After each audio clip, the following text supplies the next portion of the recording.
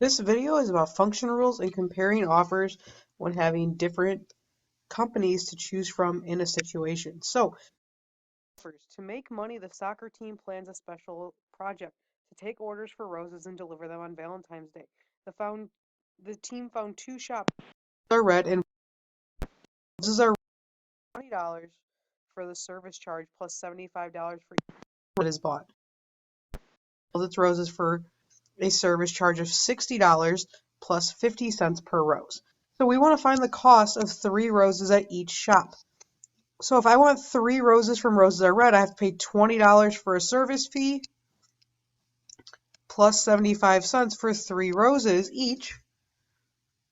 So when I multiply that, I get 20 plus $2.25, which makes a total cost of $22.25.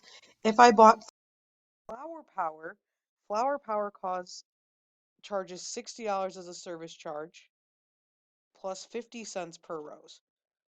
So I have 60 plus $1.50, which would get us $61.50.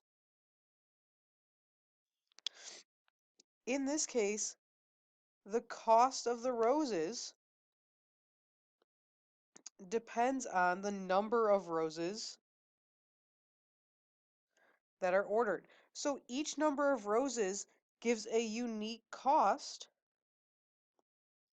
because each different number of roses gives a different cost. So we have a unique cost for every single type of rose. So in other words, the cost of roses is a function of the number of roses. So in this case, we would say that the number of roses is our independent variable, and the cost of roses is our dependent variable. Because remember, our price is going to change based on how many orders of roses that we get. So remember that you can use repeated addition to calculate the cost of small numbers of roses for each shop because we can always add 75 cents or 50 cents to our cost. However, repeated addition can be slow and it's not practical if we're trying to calculate a large number of roses. So fortunately, there's another way instead of repeated addition, you can use multiplication to describe what's happening, which is how we make our function rules. So in this case, we have the cost of roses, and we're going to figure out every time that a new dozen of roses is ordered, how much that's going to cost us. So we're going to add 48 and 60 to this table as well. So remember that Roses Are Red is the company that charges a $20 service charge to order the roses plus 75 cents per the number of roses we get. So if we're doing 20 plus 0.75 times 12, well, 0.75 times 12 is 9, plus 20 is $29. Then we have 20 plus 0.75 times 24. 0.75 times 24 is 18, plus 20 gets us 38. 36 roses, we have 0.75 times 36. Well, 0.75 times 36 will get us 28. 27.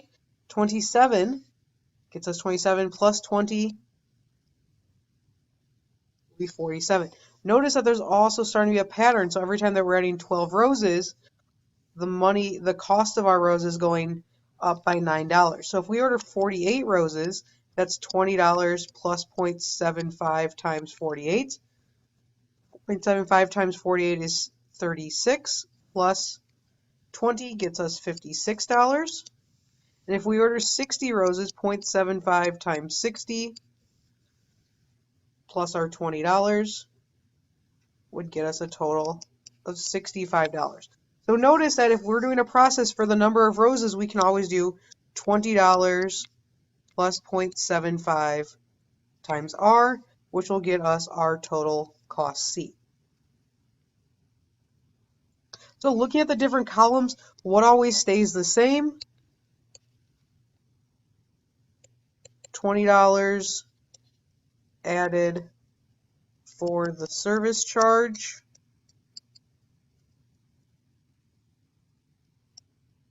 and 75 cents per rose. So now we can use the which we have cost equals 20 plus 0.75 R, and we can figure out how much does 30 roses cost. So we can substitute 30 roses in for R to figure out our cost.